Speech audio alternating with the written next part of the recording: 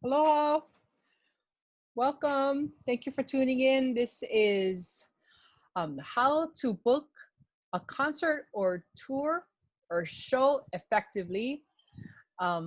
This will be taught by me and Mohr, who will be tuning in right now. Hello, how are you? Hey, I'm good. How about you, Mark? That one moment when you realize that you don't have everything organized, That's all right. and that is that moment right now. Here we go. Thank the Lord. How are you doing today? I'm doing well. Excellent. You doing well? Are you ready? Second to the last day of Ascend. Yes, yes. You know, I figured today we would start off with a prayer and a word. We're about ready to get into something that is very business, that is very industry. And as we get into that, I want to make sure we ground it in the word.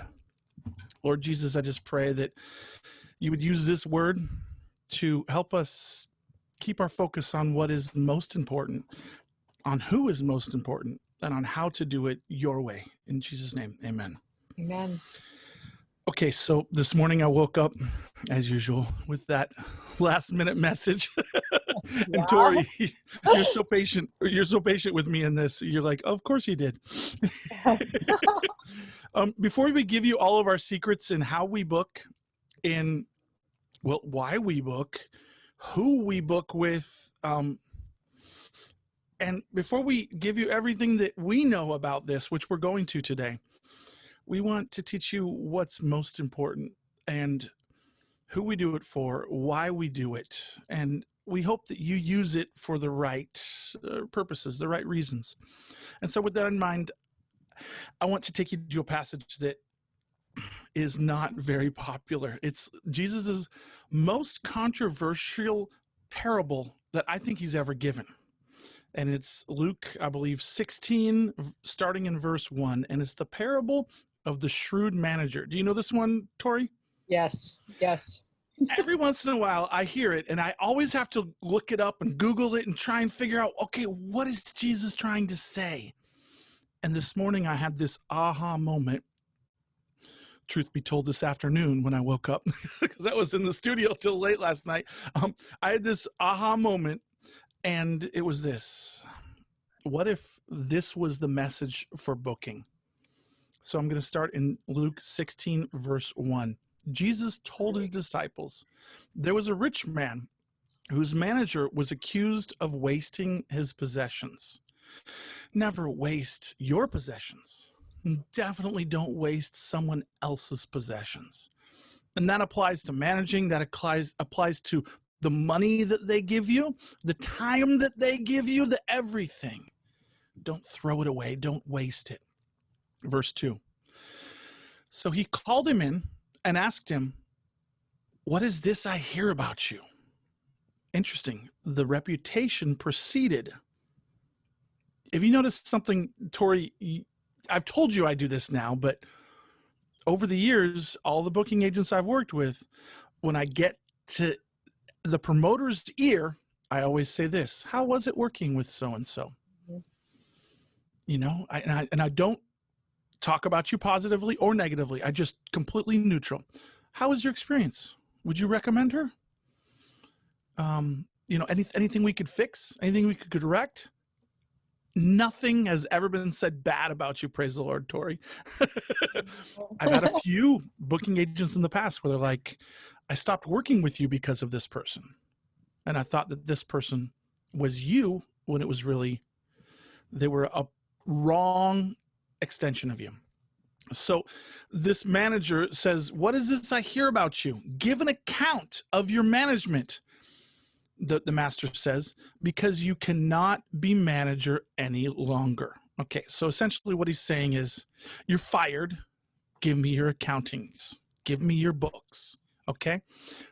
Now, those are pretty serious statements. The guy could have huffed off. The guy could have cussed him out. The guy could have said, I'm not giving you anything. Okay, so this is what the manager did after getting fired. He said to himself, what shall I do now?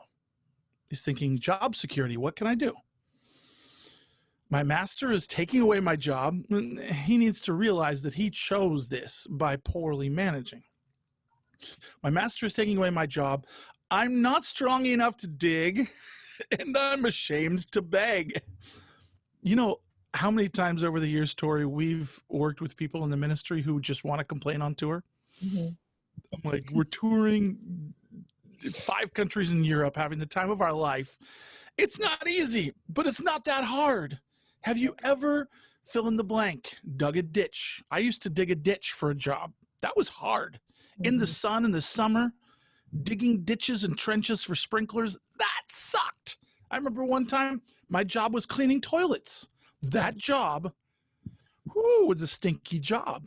And so one of the time when I felt like the band was complaining a little bit, we all sat down and everybody talked about the worst jobs that they'd ever had. The ones that were complaining had never had another job. They didn't know that it's hard. So this guy realizes, hey, digging a ditch, I'm not good at this. I had a sweet job. I threw it all away. So realize that when you're doing this work, sitting and making calls and Googling, it's not really that hard, guys.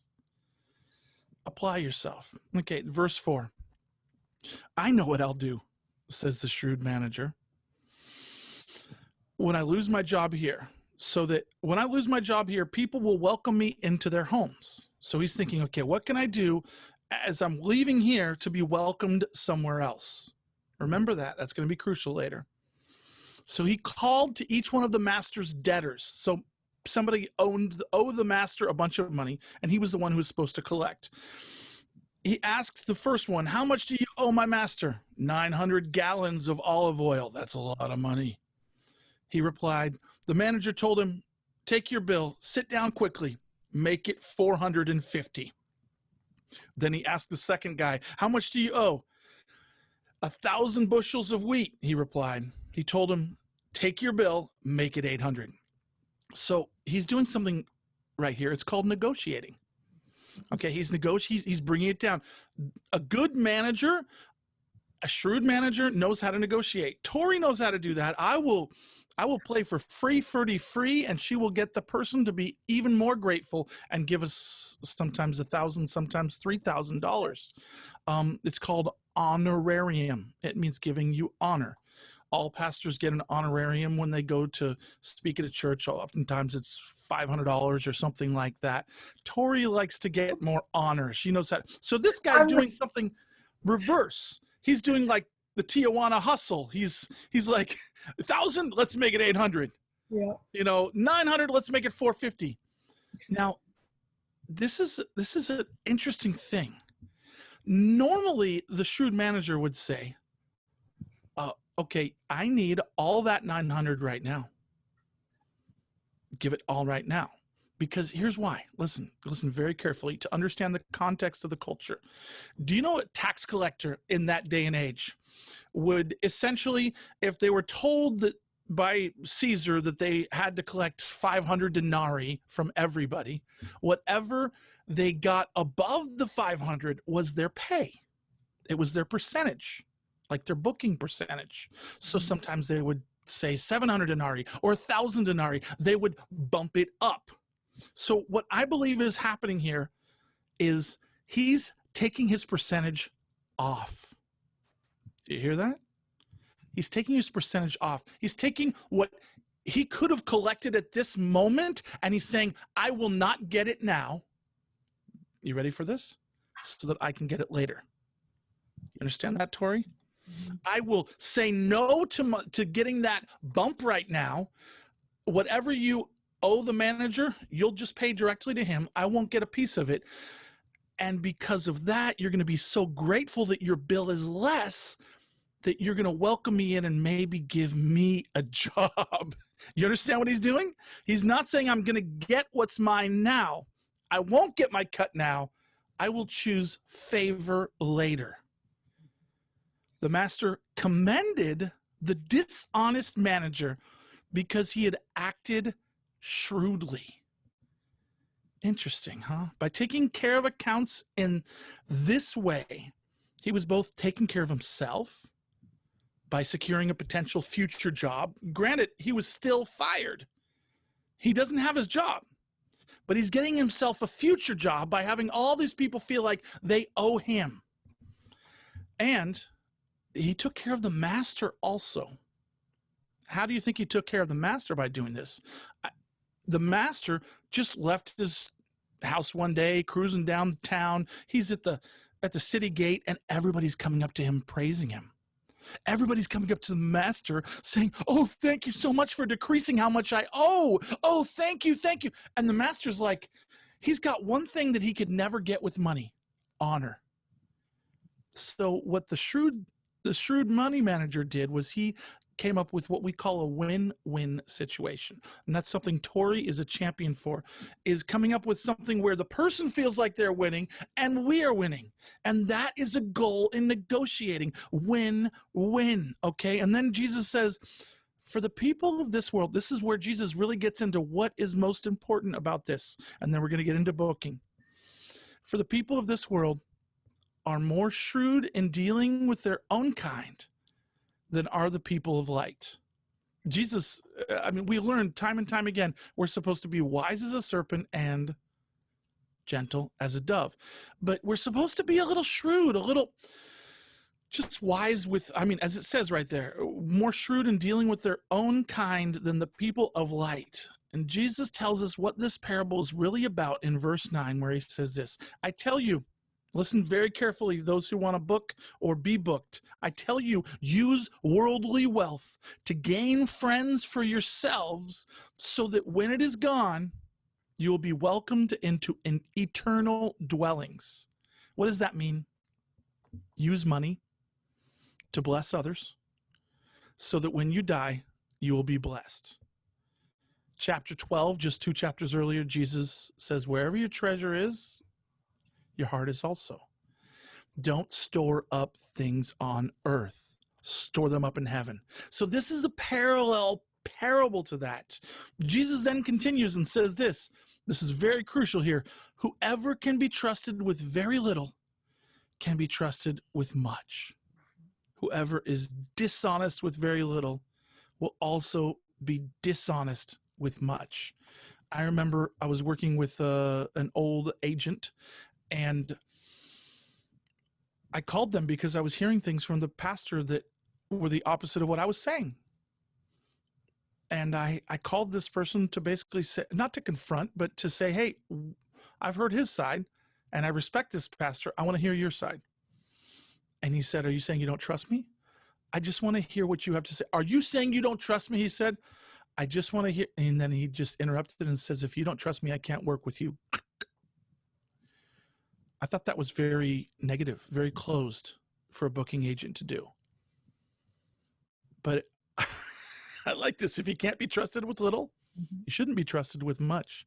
So he ends with these 2 verses. Jesus says, so if you have not been trustworthy in handling worldly wealth, who will trust you with true riches, eternity? And if you have not been trustworthy with someone else's property, who will give you property of your own? So here's my question to you. Do you have integrity? Is your yes, yes? I think in the history of CHRISTAFARI, there's been one concert where we said yes and then ended up not being able to do it. One time. And we begged and we apologized and we pleaded, but it would have costed us $10,000 to do a virtually free concert to reach 100 people. We just couldn't fit it. A righteous man, a righteous woman, a righteous person keeps their word even when it hurts. Everybody say hurts. You have to be a person of integrity. So Jesus then concludes with this. Verse 13, no one can serve 2 masters. Either you hate one or love the other. You'll be devoted to one and despise the other. You cannot serve both God and money. He doesn't say hate money. We use money to build these kingdom works. I'm talking in a mic that costs money, looking at an iPad that costs money, looking at a TV screen that costs money, looking at speakers that cost money, looking at a manager that has a mortgage that costs money. These are all expensive things, but we leverage that money for the kingdom. So which will you serve? I can't imagine Jesus demanding an honorarium. I can't imagine Jesus saying, I will not go unless I get this much. And if you want the 12 disciples, it's going to cost this much more. You want the full Beatitudes? That's going to cost you 25,000 denarii. Don't worry, Judas will handle the finances and the contracts. I can't imagine that, right? So how did Jesus get paid? Do you know how Jesus got paid, Torie? I think Jesus got paid just by the people wanting to follow him. Amen. Yeah. Luke 8, verse 8. After this, it says, Jesus traveled about from one town and village to another, proclaiming the good news of the kingdom of God. That's what we do. One town and village, one city by city to another. The 12 were with them, just like our band. We got 12 people on tour, and also some women. We got our manager and our tour manager. Women who have been cured of evil spirits and diseases. Mary called Magdalene, from whom 7 demons had come out. Joanna, the wife of Chuza, the manager of Herod's household. Susanna, and many others. 3 women mentioned right there. We have 4 and 5 incredible women in our team. It takes these women, and it says this, these women support them out of their own means. That's how Jesus was provided for. He didn't get an honorarium for feeding the 25,000 or for giving the wine at the wedding. He didn't know. The people who followed him, the people whose lives were impacted by him, the people whose lives were transformed, were changed, who believed in what he was saying and doing, they helped provide for him. Where God guides, he provides. That's right. People with means that have been blessed or touched or even healed by Jesus' ministry turned around and blessed him back and helped provide for him back. For Jesus and his disciples. And we'll get more into how we do that in fundraising as missionaries tomorrow. Today, we're going to talk specifically about how to book. But I need you to know that as we're talking about money, as we're talking about contracts, I need you to see those things from this context. A righteous man keeps his word. Let your yes be yes. Don't be a dishonest manager, but you have to be wise with what you've given, what you've been given. You have to be smart with what you've been given. And most importantly, what you build with, what you focus on, isn't building here, it's building there. You can't take it with you, but you can send it ahead. And so that is the whole focus of this very confusing parable that almost sounds like Jesus is giving a high five to a person who's dishonest, but really the person's saying, I won't take my percentage now, I'll receive something else later. And ultimately the goal of this is to not do it for the now, for the here and now, but for the by and by, for eternity. Take the lead, Torie. Take us where we're going to go. Where are we going? Okay, that was awesome, Mark. I was Thanks. like, he was like, okay, I'm gonna send you a note. I'm like, oh, class starts in a few hours. Okay. So I've been with CHRISTAFARI for 10 years. And in the beginning, like, I followed by like those women on my own means. Out of your own means. Yep, you sure did. That was what I did. But, I started working the merchandise table. That was what I did. And there I am. I wanted to show you the picture I found of me on the merchandise table. There I am. Yep. But yeah, that was me back then. Sorry, I can't seem to see. But when I joined CHRISTAFARI, I was just focusing in the Hawaii area, and CHRISTAFARI was touring. Like, we came one time, five times in 1 year. Yeah. And I went from working the merchandise table to following him on social media, and he's like, "Oh, I'm coming back." I'm like, "Hey, you can play at my church." It was just simple like that. And I'm like, "Oh, well, I know these other churches," because being a Christian in Maui, we're a very tight community here in Hawaii, so we all know each other, and we all know where everybody hangs out, so we have a lot of contacts. So that's how it came from there. And so Mark was like, "Hey, why don't you, he never officially said, why don't you be my booking agent? But it was just something that evolved, the relationship just grew and it blossomed into what it is today. And a great example of that, Torie, is I believe just what the scripture said there. If you're faithful in the small, yes, you'll be faithful in the yes, great. If you're not trustworthy in the small, oh wow, when it becomes big money or big this or big that, yeah. And so I always gave you little bite-sized projects. yeah, And I just kind of see, and I do that all the time. I just did that with a videographer the other day. Let's see what he can do. Guess what? He's doing the entire video now. right, And I've done that recently with people where, and we won't mention their names, but I'm like, hey, you know what? Hey, here's this thing. Here's this deadline. Let's do this. yeah. And we never heard from the person. And yeah, no thanks. Mm-hmm. Move on. You Right. were obviously not faithful in the small. You, Torie, have been super uber duper faithful. Now, I've had this weird history of booking over the years, if you don't mind me getting into that. When CHRISTAFARI got started, I did all the booking myself. My brother was my manager. He booked us the worst show. I mentioned that last week or the week before. I think the payment was hamburgers, and we drove 5 hours to get there.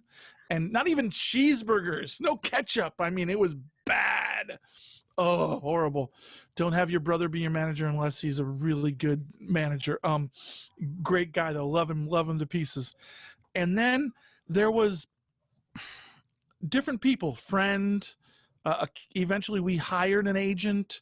When we hired the top agents, the biggest one, William Morris, the other one, Creative Artists, CA, they're the top ones. I guarantee if there's a major artist in the world right now, CA or William Morris, those are the top ones.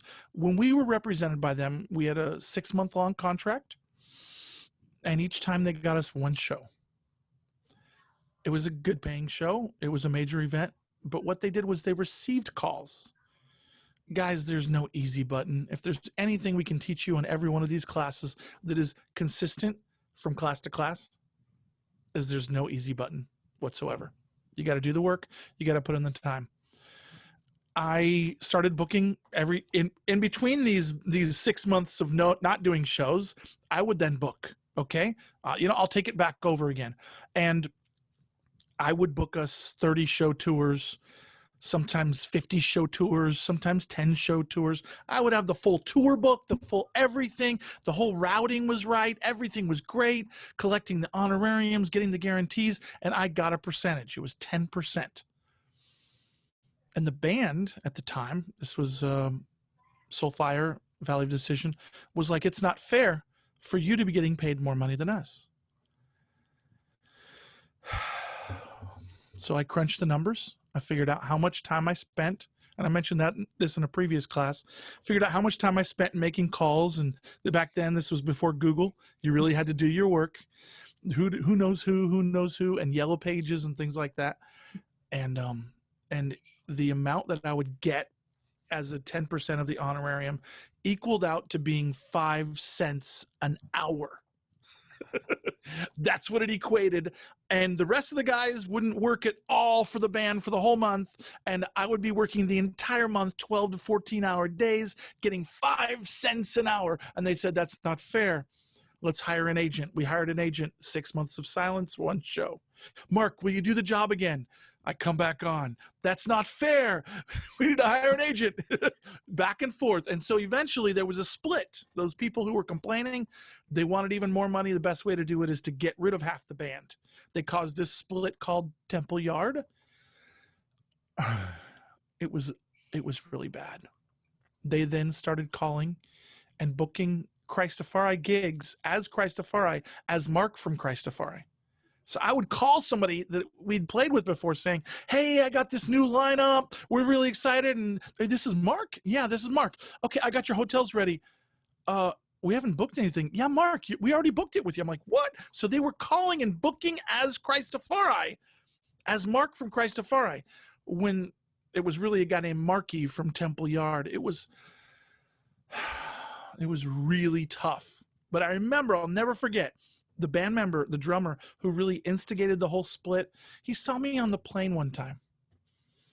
And I'm like, oh, this is awkward. This guy was like my nemesis for the last year.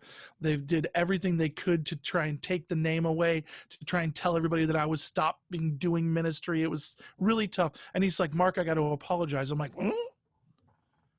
I have to say I'm sorry. I'm like, what? He's like, now that we have our own band, now I really appreciate all the work you did. Now I really appreciate how hard you worked, how painstakingly you suffered for this ministry. And I'm grateful for you. I know it's too late now, but yeah, the rest of us are looking around going, who's going to do the work? Not me. So booking is a lot of work. Now, Torie, when I met her, I had come out of another agent that robbed us of $30,000, come out of another agent that was a really ugly situation. So I was very, once bitten, twice shy. I was 5 times bitten, 10 times shy. So I'm giving Torie a merch table. Yep. I'm giving her a show. Yep. And then I'm giving her gospelreggae.com. And then I'm giving her local shows in her country, in her island. Then I'm giving her local islands. And then I'm giving her America and local islands. And now, Torie, you rule the world. The world. I didn't even say that. But You're the boss. So let's continue on. But what that was the God's setup though, because I got, I knew everybody in Hawaii, that's my area, I got that down, but then I got to know what was expected. So I just applied what I learned in Hawaii and I just applied it to somewhere else. The concept of everything is still the same. It just doesn't matter where you're doing it. But and at the time when I met Mark, I was a librarian, so I had a research background. Database, data entry, did all that. So that's crucial. Yep. I love details. I stick to a schedule. I'm kind of like, and because I have a large family, I'm very persistent in love. Very persistent. Yeah. Very large family. How many kids you got? We have 6 kids and 2 grandkids. Which means you know how to multitask. Which you have to be able to do as a manager. Yes. Now, I will say that there's something, I'm reminded of a very, very good friend, one of my best friends in the world. He's probably watching this. I won't call him out. Only he and I know who I'm talking about. He was a manager helping out. He was staying at our place. And he was really excited about booking us in Europe, and he had managed some artists in Europe. And so, I gave him our entire Europe schedule. I've booked 30 show tours of Europe, probably 8 times by this time. I was like, you know what? I really don't feel like booking all night long for the next 2 months. Because that's what you got to do. With Europe, you start working at midnight, which is their 8 a.m. and you work for the next 8 hours. I was like, it's not easy on my marriage. If you are good at Europe, why don't you do it? And so he started working, and he got all the contacts I had, and they were kind of throwing him in a different way, in a different format. So he started formatting, and we're like a month in, and I'm coming out every night at midnight to see how things are going, coming out at 2 a.m., 3 a.m. Oh, I'm organizing. And after about a month and a half, I think we were a month away from our Europe tour. I think we may have had 1, maybe 2 shows, and we already had our tickets, and we were there for like a month and a half. And I realized he was really good at organizing, but making that call was a tough thing for him. Yeah. And so it's not just about organization. Right. You can be an unorganized booking agent if you're proactive in calling. Yeah. But you cannot be a great booking agent if you're good at organizing and not making those calls. Yes. And it means you have to deal with accents, with attitudes, with secretaries, with, any good pastor or gatekeeper. We call gatekeepers the people that can open and shut and say yes or no. Any good one of those has a few tiers of people, a few walls before them that keep them from having to deal with all these requests. To get through that, you have to be persistent, Mhm. tenacious, stick-to-itiveness. You have to be insistent, but you have to do so being liked. Mhm. 3 things they have to do in order to get you to buy something. What are they? They gotta know you, they gotta trust you, And like, and they have to like you. mhm. Torie has managed to do this. Even as she's talking, I'm looking at her. She's got this smile, these beautiful eyes. She's got, when she calls, she's like, do you think you could? And I'm just like, you just want to give her money. You just want to make it happen. She makes it feel like it's a good thing. And you know why? Because she genuinely believes that Mm. CHRISTAFARI ministering in that place is a good thing. Why is it a good thing? Right? Because we're bringing the gospel to people who are lost or might not, that they're in need, just like me when I saw Christopher in the show. So you Yeah. had your story, you had your Mhm. experience, you had Yes. your, this is what happened when it was at my church. When they came, this is what I experienced. This is what I saw. And Yep. you're basically selling a vision. Right. You're selling a moment that's not tangible. They can't look at it. They can't feel it. They can touch it. They can see videos of you doing other ones, but they won't get the same goosebumps as if they were in that room. Right. They won't get necessarily the same conversion as if they were at the altar. So what you're doing is you're selling this emotive, intangible. So it takes a seller's spirit, a teller's spirit. You have to be able to tell what's going on, explain the why. A seller's spirit, you have to be likable. You have to be friendly, personable, but not so chatty that you just spend all your day talking to people. You have to get stuff done. Yeah. Mm-hmm. You have to be able to answer those tough questions. Right.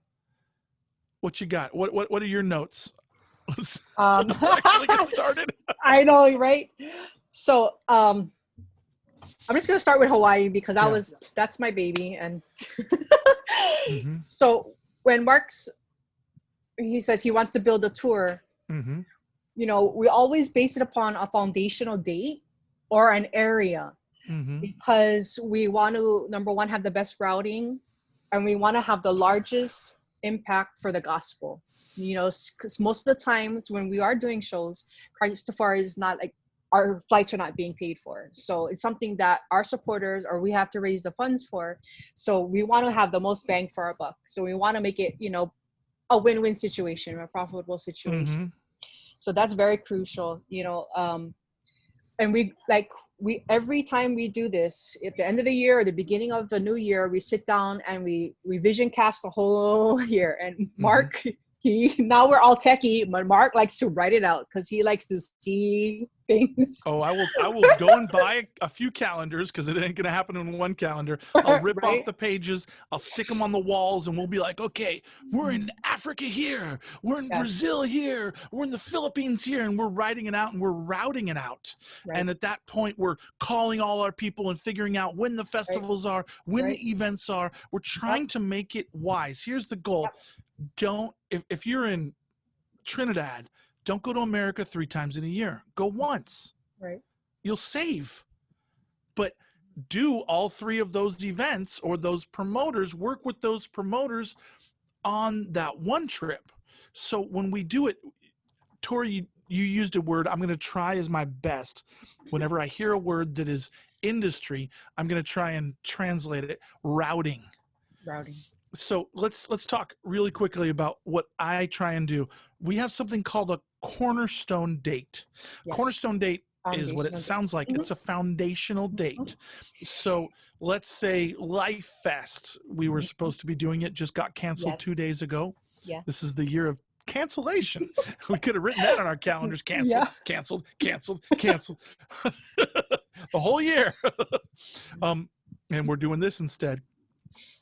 But he said, I want you to come and play this major festival, Life Fest. It's the largest Christian festival in America. We played it back in the 90s. It's been a long time. We've been primarily doing stuff outside of the U.S., so we know that we need to do some stuff in America. And so it's in Oshkosh, Wisconsin. So I know that I'm going to do something in Minneapolis. I know that I'm going to do something in Chicago. I know that I'm going to do something down in Indiana. Yeah. I know I'm going to do something over. Marcus, our drummer, his family is from Missouri. So we're going to do something in Missouri, in that area around St. Louis. I know Memphis. Mm-hmm. And then are we going to drive out or are we going to fly? Right. If we're going to drive, we're going to do Colorado, Mm-hmm. maybe, I don't know, Utah and or probably Vegas, and then maybe come up through Arizona. So I've already got the routing. I know all the churches I need to call. I know these people, and that's the toughest thing in this is getting those contacts. And Yes, it's probably the first question. How do I get the contacts? Yes. Yeah. It's all about, the entire industry is about leverage. Leverage. Yep. It's about leveraging relationships. Mm-hmm. It's about who you know that knows somebody.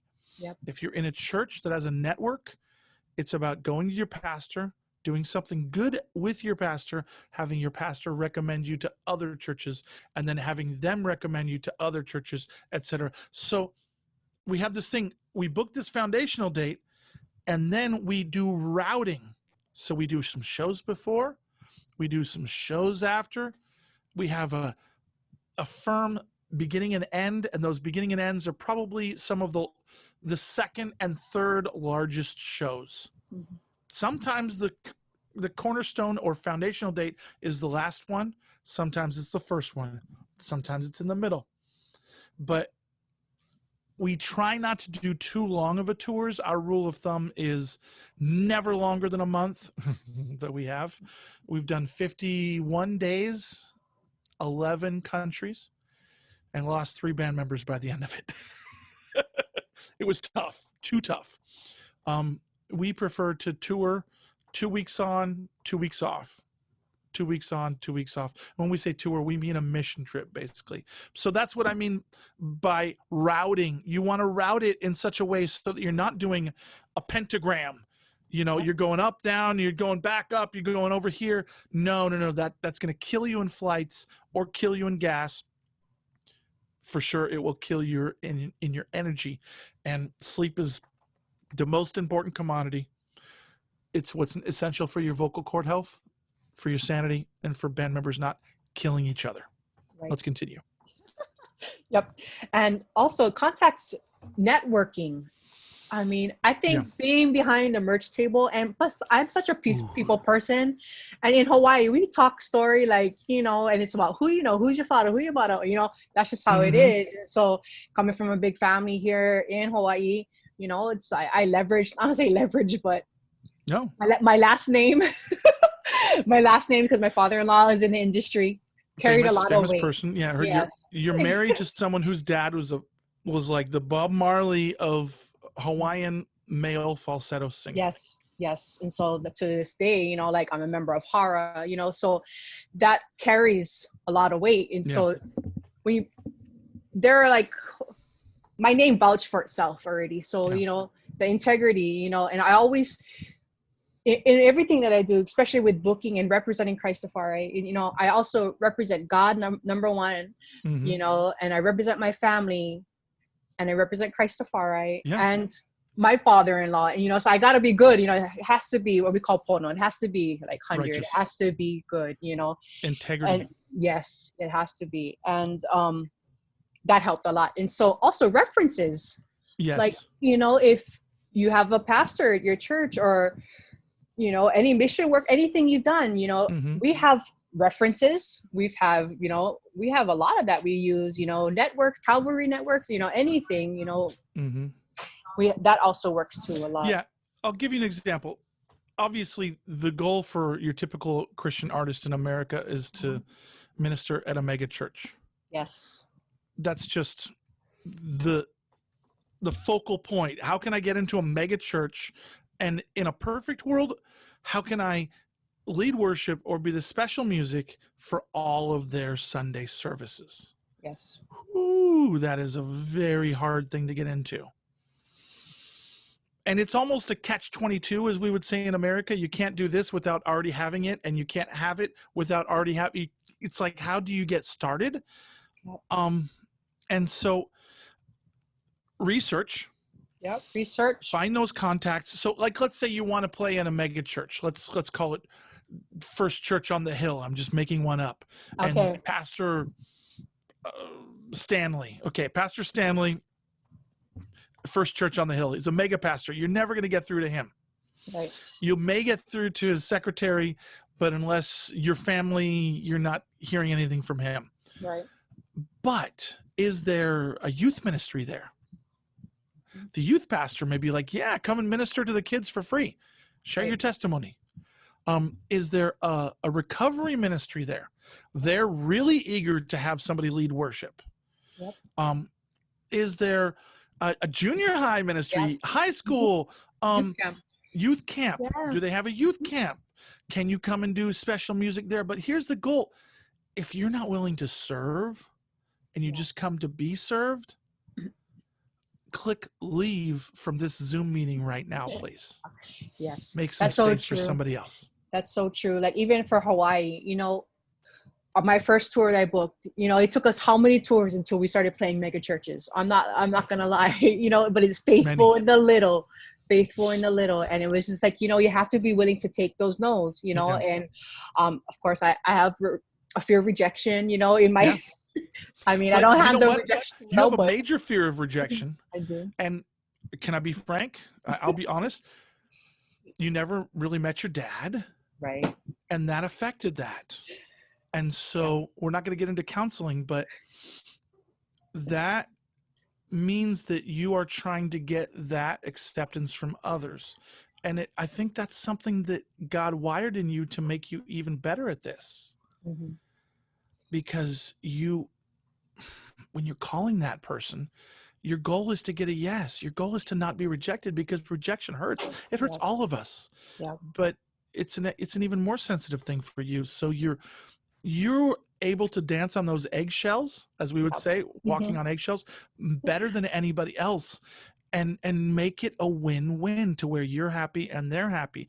And it's all because it's not about you. Mm-hmm. It's all, and you never done this for the money, though God has continued to provide for you. And we're going to give people an opportunity to partner with you in that later in the day. But yeah, so I mentioned starting small.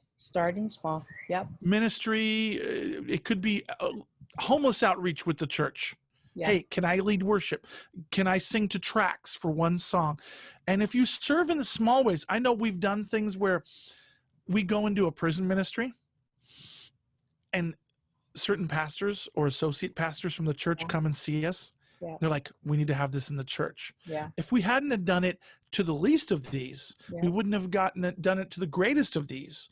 And this is what happens when you do play a mega church, when you're doing 5 services and you do a special deal on your CDs, 4 for $20.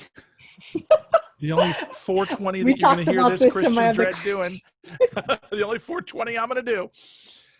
And you have 10,000 members of a church, and quite a few of those members buy CDs times 4. All of a sudden, the next week, you're #1 on the Billboard charts. Yes. Because of one weekend.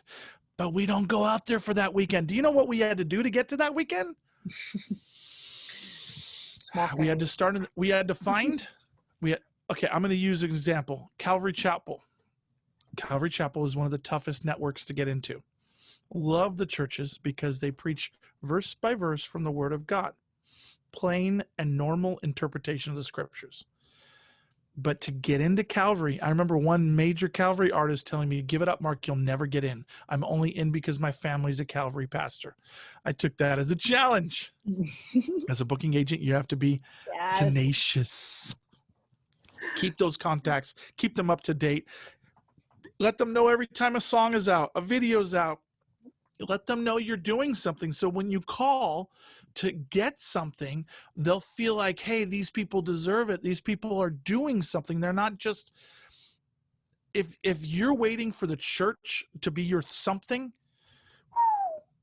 they're going to look at what you've done in the past and decide whether you should move forward.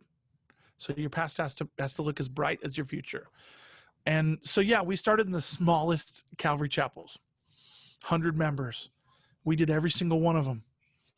We did them for free or for super cheap. And then it built up. And now we're doing the largest ones. And those are some of the ones where we got #1 on Billboard. And you see how we were faithful with the small, and so we got the great. The same thing with Torie's story, the same thing with booking, the same thing with all of this, and with God's provision as well. Mm-hmm. Let's continue on. Sure, yes. And mostly the mega churches, that's, I always, when we're doing a tour, we always save that for the weekends. So when I'm starting a booking, or when I'm starting an area that I'm working with, I'm gonna start sharing my screen here, because I always, it's so funny. It took me years to get the database, Mark, and I just years to get it from me, huh? Yeah. I mean, like 7 years before I finally gave you the. Because I started making my own, because Hawaii, So there you go. See, you. Now she was going to share. She was going to share our database. And I know someday in the future this is going to be public. And I was like, man, we're going to get every one of these churches suing us for giving their personal cell number for the screenshot. all these artists are like, finally, this is the Holy Grail. And I get like 100 gospel reggae artists calling up the same pastor. This guy's like, I ain't even taking your calls anymore, Mark. You put my digits out there. Right. So this is a template of what I work with. Mm-hmm. So I work by region. So I'm just gonna, and when I'm booking for CHRISTAFARI, it's important to know your venues. Like, we don't play in bars. We don't sell alcohol worth anything. Yeah, just horrible alcohol sellers. Know your venues and know your audience, and what is true and suitable for your mission. So I did a lot of research when I went outside of Hawaii. I did a lot of, even in Hawaii, I did a lot of research. I started with I Googled mega churches Hawaii or mega churches California, and I would sit and start getting my database going. You have to start somewhere. So keep in mind when you're doing that, though, there's some whacked doctrine out there. Yep. And we had this opportunity to do this major event in a major country, and I won't say anything else. No, Colorado. Sorry. Oh, that's a different one. Okay, we'll get to that too. Sorry. Major event, major country, and it was, as we're going to this country, we've never been to this country before. It was going to be a dream come true. A stage was already set up. All we had to do was go on after the preachers. I'll use the word preachers very loosely, but when I looked them up, I just couldn't support that. I knew people would go to see them so that they could see us. And I did not want to be the end of a circus show. I did not want to, it's not my interpretation of the gospel. And I just couldn't do it. So I had to say no to that tremendous opportunity. And I had to bring it up to the other band members and ask them what their thoughts were, of course, as well. But doctrine is crucial. Watch your life and your doctrine closely so that you may save yourself and your hearers and those who are following you. So keep that in mind. Another time, Torie or somebody, I'll blame it on somebody else, booked us in Colorado. Now, okay. Colorado is notoriously progressive. By progressive, I mean anti-faith. And we show up at the church. I'm not there at the church. The band is setting up. They're like, "My Mark, do you know anything about this church?" I'm like, "No." I'm like, "It's interesting." I didn't know what interesting meant until I pulled up. And I'm like, "Oh, there's a rainbow flag. I wonder if they're celebrating Noah's landing on the at the end of the flood." Sure enough, blatant, outright, non-hetero church in every way, celebrating all the different LGBTQ, RSTUVs, XYZs, and the other ones. And we said yes. Yep. We booked. We confirmed. Our yes had to be yes. Mm-hmm. One thing we did different on that show. Of course, we preached the gospel. That's the same. Always going to preach the gospel, clearly. The one thing we did different was we didn't use the local church for follow-up. We didn't encourage the local pastor to come up and invite him to his congregation and get them involved and get them plugged into this church that we did not believe in. Thankfully, the concert was set up outside of the church, so it wasn't inside, but it was definitely a sign of the times that from here on out we need to do more research before we book, because just because it's a church doesn't mean it is a church of God. Right. So and this being said, I love everybody in the world. Jesus died for all of us to forgive our sins, not so that we could be justified and live and walk in those sins. As I say in the song Upside Down, he loves you just the way you are, but he loves you too much to have you stay that way. So I don't want somebody to think that we're anti anybody. We're anti-sin. We're pro-human, but pro-God even more. There you have it. Okay, so these are the things. So looking at this, I have contact. I have the type of event. Now, here's something to keep in mind. When we started doing more churches, they said, do you have a worship song? We didn't really have any, so we had to start learning some, but they weren't on our CDs. That's why we recorded our album, Reggae Worship. So the second one, that is. And so you can't really get into worship services. And one of the major churches in San Diego said, great, send me the covers of your worship songs that our congregation are going to sing. Let me hear a recording of them and we'll consider you. I'm like, just trust us? No, it doesn't work that way. So that's when we recorded that album. Event date, of course. That should be what time of the year is best? You want to do it when the kids are around.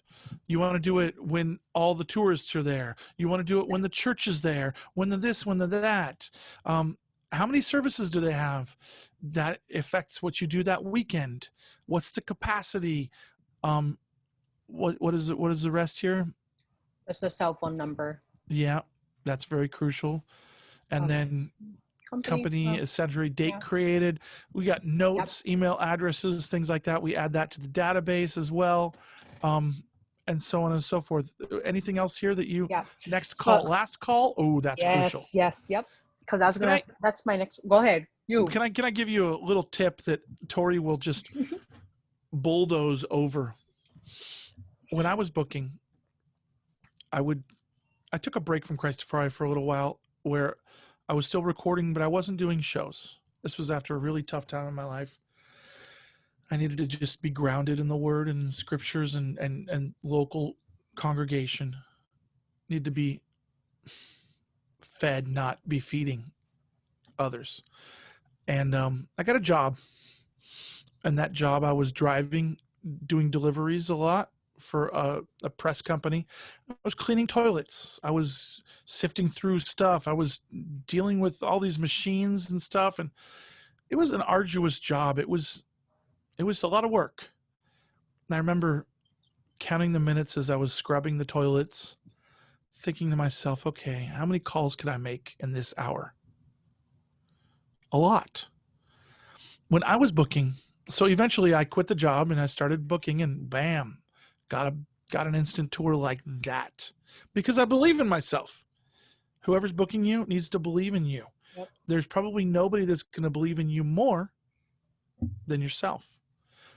Up until a few years ago, I could honestly say that nobody's booked us more than me. Now I can say Torie has done more. But for the vast majority of the shows in the history of CHRISTAFARI were done by me because I believe in me. Who's going to believe in you? If you don't believe in you, how is somebody going to believe in you more than you do? And so, there's something to be said about that. But I had this rule, and it was a real simple rule: 20 calls a day. I would sit down and I would mark them down, and then I would make sure that it was an actual call, not a the number has been disconnected. That's not a call. An actual touch, leaving a message with the secretary, talking to the person, something like that, some sort of, and then I'd follow it up with an email. 20 of those in a day. And when I did that, we would be playing consistent tours throughout the year. You don't do that, if I don't plant seeds in my garden, I don't see growth months later. If I don't water them, I don't see growth. Torie took that 20 and turned it to what? What would you do sometimes in a day? Crazy, like 100. Oh, God. I call myself the bill collector. Like, it truly. Yeah, okay, that's it. If you've ever been a collecting agent or a repo man, this is what you're doing. You're trying to collect something from somebody. You're trying to collect an honorarium. You're trying to collect a contract. Who wants to give money? Who wants to sign contracts? Mm-hmm. Nobody does. Yep. And so it's not easy. Tenacious. You got to keep pushing. Okay, Yep. What else do we have? So the database, this is like my key. This is just a spreadsheet, but we have a program that allows me to do searches. So when I'm using this, of course, you want something to refer to when you go back down the line. So you have email here. So I email, I call, I social media, all angles. I research who I'm, because sometimes the website won't give you that number or general email. So that's when you leverage your contacts too. And how many times have you heard when the church services are on the recording when you call the church? Right. It's frustrating. Right. I mean, sometimes the only way to get to the church is to call the bereavement number. No, actually somebody didn't die, but. And you know what? Yep, that's so true. And I've done that. It's horrible. Yep. I feel bad, but it's like, man, how can you get through? And I don't get that. Imagine, how can a congregant, how can a sheep never be able to contact the shepherd? But I understand as a pastor, as somebody who has hundreds and hundreds of messages to deal with or ignore each day, that it becomes too much. Yes. And so here's the thing. You have to figure out who actually makes the decisions. Yep. It's oftentimes the worship pastor. And so you really have to say, hey, I have a question. I know you guys have done special music before or guest worship. Who's the best person to handle that? Who's in charge of that? And that's what you want to go to. And that's the person that you want to go. Yep. And you want to go with an open hand saying, I'm here to serve. I'm not here to grab and to take. I'm here to give. And that's the goal. Yep. You want to add value, not take value. And when you add value, they value you in return. And there have been times where we played a major evangelist church for nothing and got a good check. Yep. We were surprised. More often than not, we don't get that. Yep. Or when Mark falls off the stage and rips his pants. Oh, tell that story. That was a funny one. Okay, so we're at the mega church, one of the biggest churches in Oahu, in Hawaii, actually. And where, certain times of the year we come to Hawaii now because we know it's either September or May because it's cheaper to fly and it's cheaper to stay, So now we have, and a lot of the main pastors take a break in September. So they want to have a lot of guest worship artists in their churches to, keep the congregation still thriving. So we got in, we're doing all the services. I think we did 5 services that weekend. And I'm always like, Pastor, whatever and you know what? I never put a dollar amount. I'd be like, whatever you feel you want to give. We just want the opportunity to minister at your church and to see as many souls saved. And they're like, okay. And I'm like, yes. So we're in there and Mark, there's a little thing in the stage. Well, here's what happened. I'm jumping. Yes. I'm jumping on stage. I jump over to the section. It was like it was flat on stage, but it was also square. And it turns out that they had monitors there. Yeah, monitors. And they replaced the monitors with this just simple like cardboard that was the color of the stage. But everybody knew that was in the worship team, don't walk on those. They can't hold you. I jumped through the stage, ripped the back of my pants. What did the promoter do? Well, no, actually the pastor gave us an extra. Gave us an extra 1,000 because Mark most expensive pants ever. Oh, I'm like, can I rip my shorts as well? That was so funny. I think it was to avoid a lawsuit personally, but whatever it was Yeah. nice. I Yep. think they would have blessed us anyways, but Right. So you with Go the on. database, I keep my contacts because and I always write notes if they say yes or no, or when I contacted them, because if Yeah. I don't get them this time, you know, CHRISTAFARI, we always repeat the same places, because you're building leverage, you're building a network of followers in that place you want to go back, you know. And so that's also part of the spreadsheet is, you know, keeping a financial record, so you know, Yeah. you know, if a That's place is true. profitable. What did you get last time? Yes. Yep. How much you made in merch last time? Right. Yep. Yep. And if they say not now, then when? And let's book that now. Yes. Because some people, not now, it's like tomorrow's always a day away. It's always further and further. And sometimes I've gotten to the point where I'm like, you know what? I feel like you keep saying next year. Are you just saying that because you don't want to have us? Sometimes I'll call them out, and yeah. sometimes I'll get it's not a good fit, but sometimes I'll get you know what? I really do. Let's do this. This is the time that works best. Yeah. And so I'll ask them sometimes, hey, you pick a time then. Yep. But you always try to turn a no to a yes. How do you turn a no to a yes? How do you turn a no to a yes?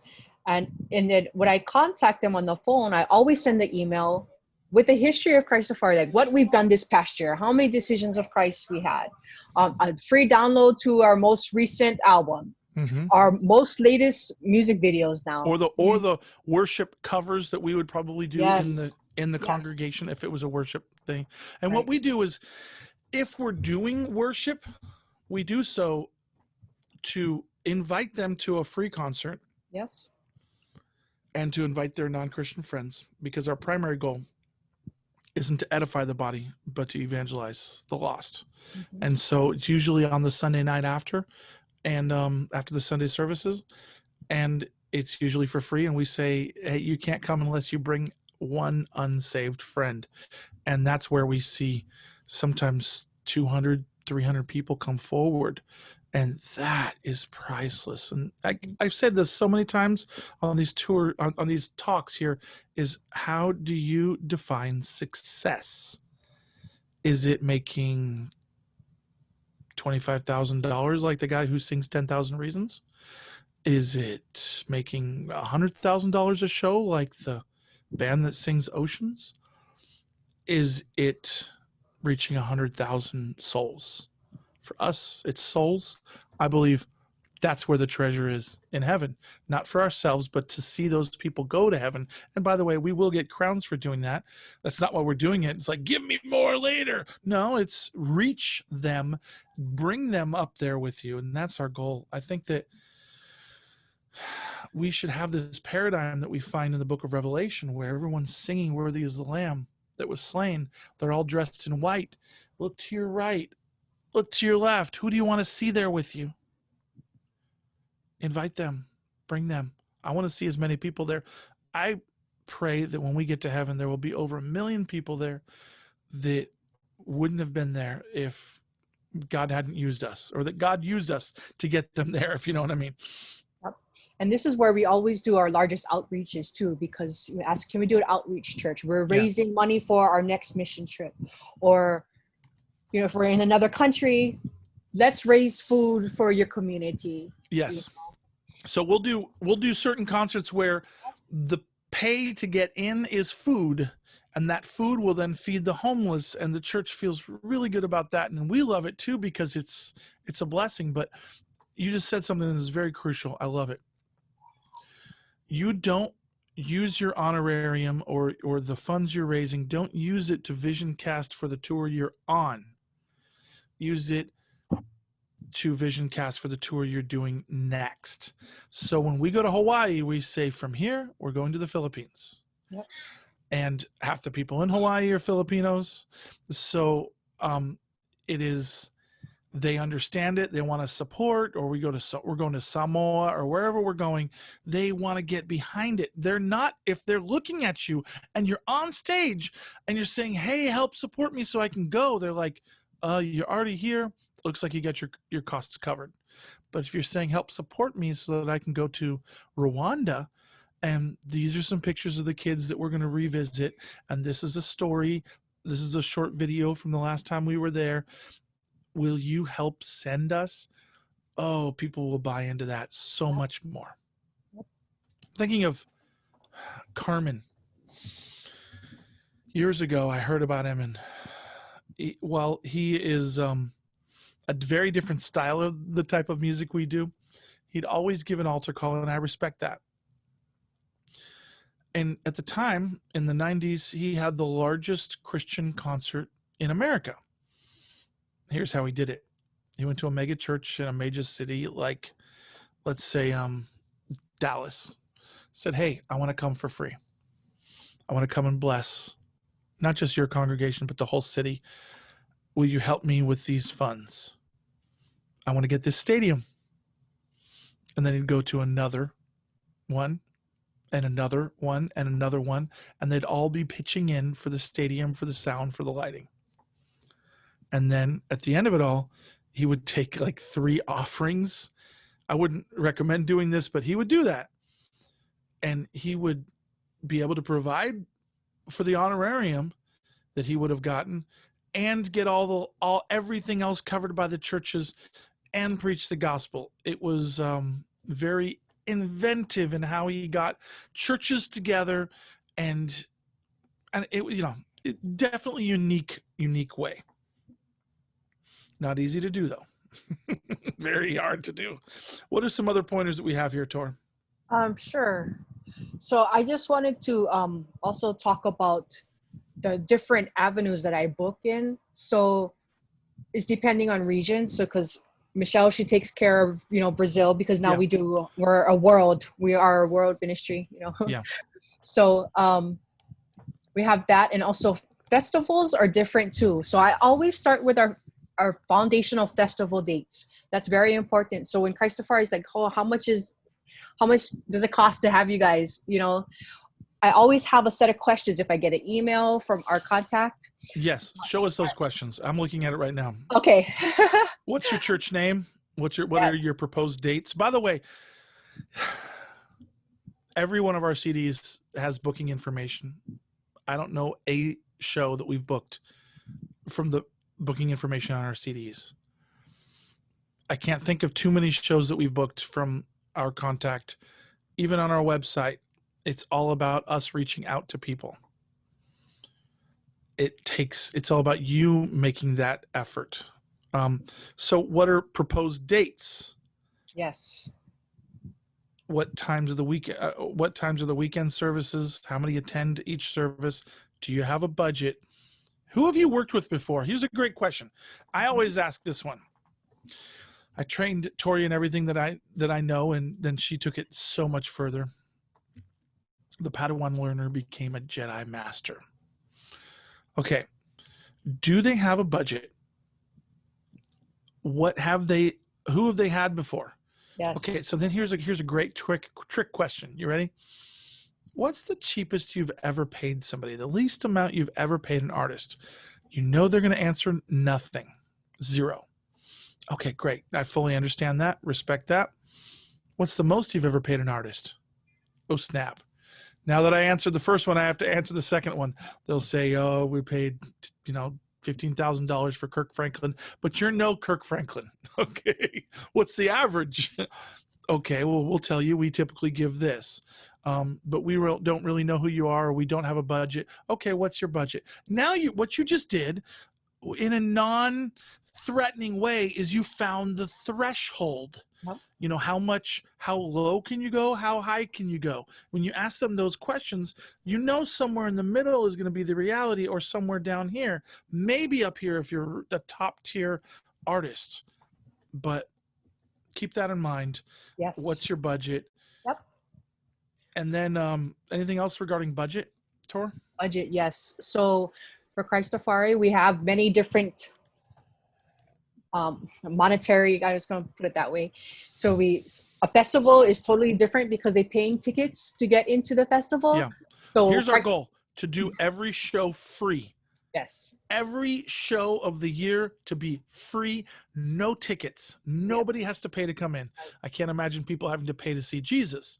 And so because of that, when somebody comes saying, we have this ticketed festival and the people have to pay sometimes 30, sometimes $100 to come in, and every other artist is getting money, for us to come and say, we're going to play for free when we can't reach the lost, it's a challenging thing. And so what we do is we use this as a portion, a small, very small portion of our fundraising throughout the year. Number one fundraising is monthly partners. We get that through text messages, through email, through physical mail, through asks. Then there's the number two is through donations that we get at the shows. And then there's the number three, occasionally through honorariums and large honorariums through ticketed events, correct? Yes. And then we also have love offerings. So I have a sample of our contracts here that I work with. So international is different. So international US, that's how I split up my area, my contract, and then a love offering. So when I send them the questions when they send, hey, I'm interested in having CHRISTAFARI back. I have a basic template email that I send to people first. Have that ready. Have that ready. And I would encourage you to always include in the top of it something like, hey, Tim, it was so great speaking with you today. I'll keep your grandma in my prayer. Thanks so much for sharing what's going on in your family. I'll let the band know. And then you have your boilerplate you threw in. Yep. And then at the end, if possible, end personal again. So they feel like you typed the entire thing just for them. If you just drag and drop, it's not going to be as personal. Yep. And make your subject line, here we go, above the fold. Here we go again. It has to be catchy because most times it goes stuck in the spam filter, or if there's a lot, if you're emailing or a cold calling, like I just cold calling, it won't get seen. So you have to. So here's a few subject lines. Great speaking with you today. Here's what I promised to send you. Regarding our conversation this afternoon, period. Here are the details that I promised to send you, period. And of course, if you can have the name of the band in there, that's great as well. But sometimes, true story. One of those major churches that we played quite a few times, they had a changeover, and the person who was always saying yes to me was replaced by somebody else who happened to be a family member of the pastor. And this guy was a super nice guy, but just didn't like reggae. Yeah. And so we would try and just couldn't get through. And it's like, man, it's tough because the congregation loves us, but this one gatekeeper doesn't. So you know what I did? After being ignored so many times, I sent an email to him and his dad. And I said, is everything all right? Are we still good as the title? Like there was something wrong. And then I said, I just want to make sure everything's all right. Last time we ministered there, we saw this, and this. We had such a great experience. And since then we haven't been able to get in. I want to make sure that we haven't offended you or hurt you in any way. And if we have, please allow me the ability to correct that, to fix that. Because I can't sleep knowing that I've hurt somebody. Sure enough, guess where we're playing? Right. Yep. So sometimes you got to get tricky, tenacity. Yep.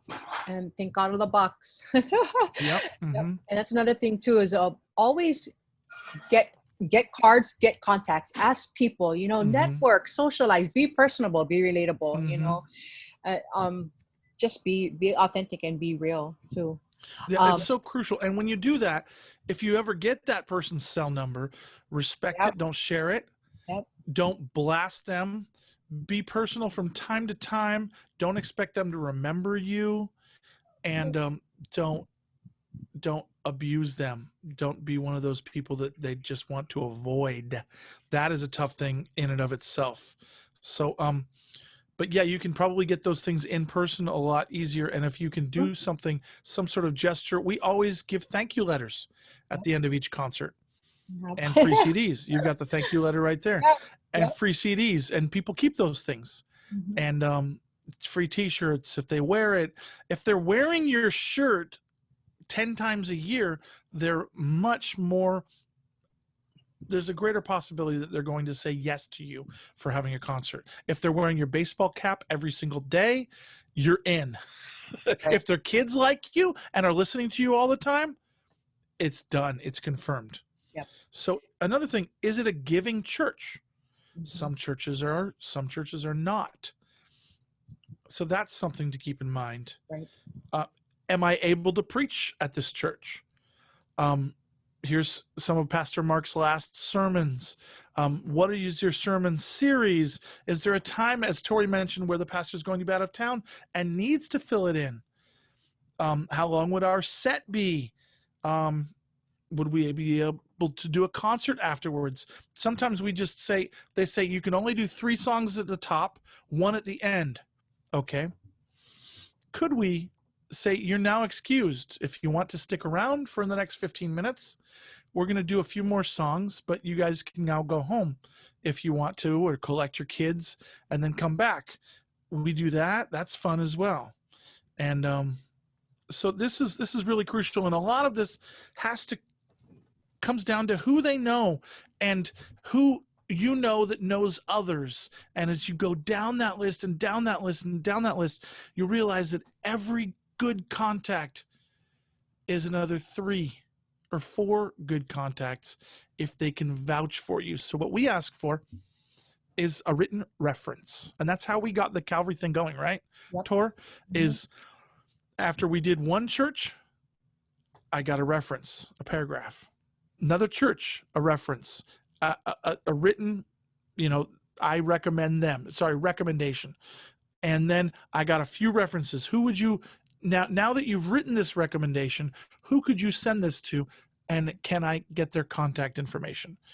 And once I did that, it multiplied. And now we've probably ministered at maybe 100 Calvary chapels. And we don't need to use that anymore. We don't need to prove that we're a Calvary band anymore. So that's any other tips that come to mind, Tor? Yes, too. When you talked about if at a church, ask them, because all the churches meet, all the pastors have conferences, Calvary conferences, or they get in a pastor's conference, massive. All the pastors know each other, especially in Hawaii, anywhere. It's like, hey, do you know of another pastor who you think that this might be good at their church? And they're like, yeah, boom. Okay, here's another thing. That's a way to turn a no into a yes. They're like, you know what? This doesn't really fit us. We've got our schedule already, or okay. Can I just say just a pet peeve of mine? Churches. I don't know what the day is, but there's a day of the year when they meet and they come up with their plans for the whole year. And if you reach them before that, they haven't had it yet, they can't decide. If you reach them after that, good luck in getting in.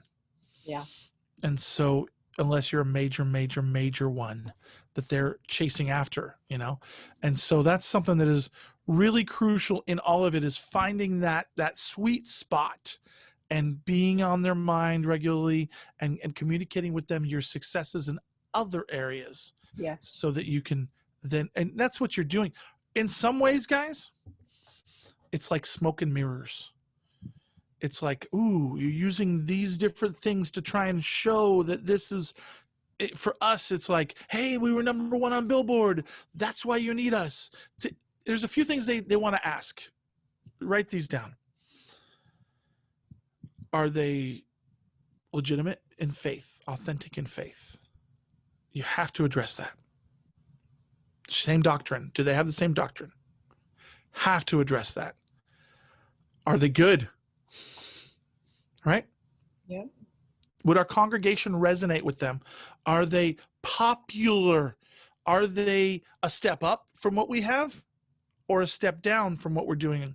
If they're not a step, if you are not a step up quality-wise from what they already have in their worship team, they're going to work in-house. And can they afford you? Because here's the other thing is that they're going to ask themselves, well, I can get these people to volunteer for free, or whatever their typical weekly budget is. If you can work within that, you're much better off than if you try and ask for the moon, you'll get nothing. Yep, that's so true.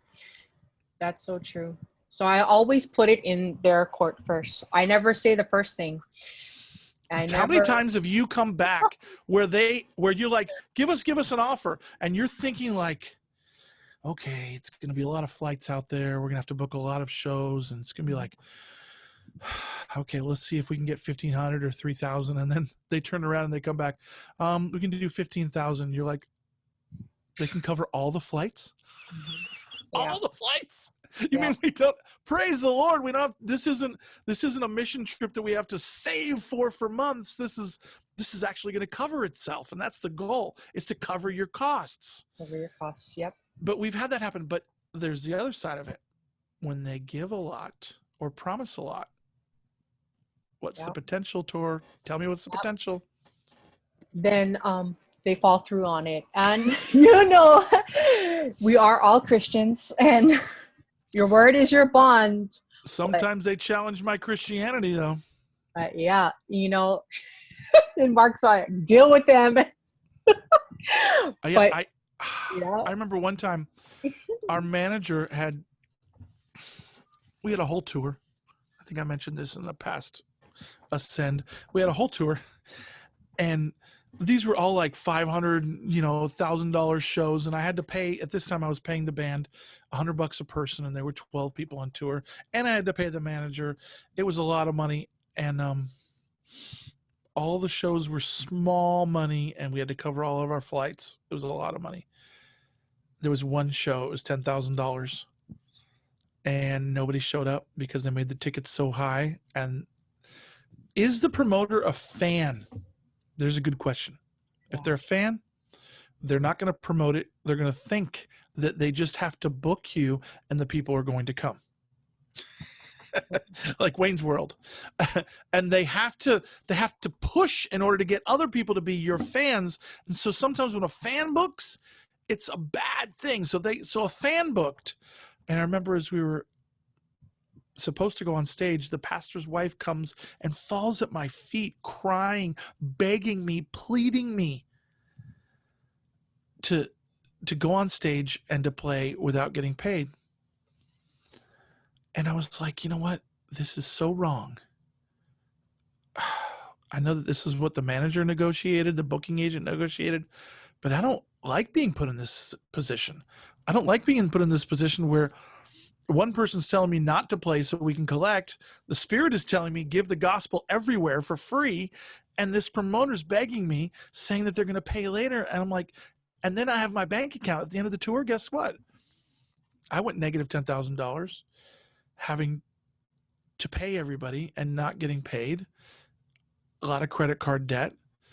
And it was moments like that that made me move into this missionary thing where we all do it for free. We all trust that the Lord's going to provide, and we go and we work with whatever the people can afford. Honorarium means whatever they want to honor. A love gift. Can you bless them with something special? Is what Kefa would say. Yes. One thing we do ask is if we're just taking a love offering, is that the church would also contribute to that love offering. Because a lot of churches think, okay, well, we're just gonna give you guys the baskets and you deal with it. But church, would you put a little skin in the game too? We've put some skin in the game, translating meaning we've put our money where our mouth is. Well, you would do the same. And it's not easy, but the ultimate goal, guys, is souls. And so you want to create as few hurdles, as few walls, as few obstacles, as possible between you and the pastor, between you and the yes or the no. And so for me, I'll be like, we can come for whatever you can afford. Now, can you be honest about what you can really afford? And can I be honest about what our costs are? We're going to Argentina. Okay. Ticket down there is going to be, let's say, $700. At least 10 of us, that's $7,000. It's not 10 of us, it's more than that. It's going to be $13,000 for us to get there. Then we have lodging, then we have food. This weekend is going to cost us $15,000. Can you help us lighten that load? So this is what I used to do. When we used to charge an honorarium, we don't charge honorariums anymore. But I would say, I'm just giving you a guesstimate. Let's say one show in the other side of the earth, $8,000. You want to do 2 shows, it's going to be $6,000 each. You want to do 3 shows, it's $4,000 each. 5 shows, it's $2,000 each. Or, and it keeps going all the way down to like $1,000 a show, to where all of a sudden they realize, wait a minute, I can get 8 shows for the same price as I can get 1 show. Of course I'm going to book them. Because the goal for us was to go, and once we got there, we're already there. Let's minister until you don't want to do what we call a one-off. The big artists do this all the time. They go all the way over to the UK, they come home. All the way over to the Philippines, they come home. We go there and we spend a few weeks there. That's what you want to do. You want to invest. And that's when you start seeing the souls raise, the provision come in. Usually the second or third week of the tour is when the costs start getting covered. If you don't get there in time, if you don't stay there long enough, you won't get that. Right. And with that in mind, anything else you want to say before we go into Q&A? Yeah, I just want to talk about many things. Contracts really quick. When Mark was saying, so now, this CHRISTAFARI is a business, and, sorry, but it is. So I do have a standard contract. So I work off 3 contracts. And so when I contact somebody and they say, yes, we're confirming you, the first thing I send out are the writers, the sound writer, tech writer. If you don't have that, you have to get that going. And then also, even in our writers, there's our link for our band pictures. I send the band picture. And the next thing that comes is the contract. And you hear Mark say all the time, our word is our bond. Mm-hmm. But even with the contract, we've had things fall through. Oh yeah. But it's nice to have that. So this is our template that I work off of. So we always ask for a 50% deposit, because CHRISTAFARI every month we're in a different place. So if we're gonna hold a date for somebody and build a tour around it, we want to make sure that they're going to be committed to holding that. And if we're going to take that off our calendar and take it off for somebody else to have, we need for them to put some skin in the game, like Mark would say. So now, for instance, this all is dependent on where you're going. Yes. We don't have any contracts like this for Africa. No, yeah, it just depends on where you're going. Yeah, but if we're going to Europe or whatever, and if somebody's like, hey, instead of going to this place, we want you to go over here for this period of time, and we want you so much that we're giving you a guarantee, well, that guarantee or honorarium usually comes with a deposit, 25 to 50%. Sometimes we would do 25 on this date, 25 on this date, or sometimes we do 50 down. But the very first thing that you want them to do is, and if you see in the middle, there's the little yellow things with the initial, and that's where you figure out, are they covering the sound? Are they covering the lighting? Are they covering the meals, the transportation? Are they covering the lodging? Flights, are they covering that or not? I will say the more that you have somebody cover, the more you think you're going to get covered and be protected. But in all actuality, sometimes the greater you are receiving, unless it's a giving church that has a big budget, the greater chance you have of being stiffed, of being stabbed in the back, of having somebody break their word, which is why my favorite way to book is me as a pastor calling another pastor saying, what can you do?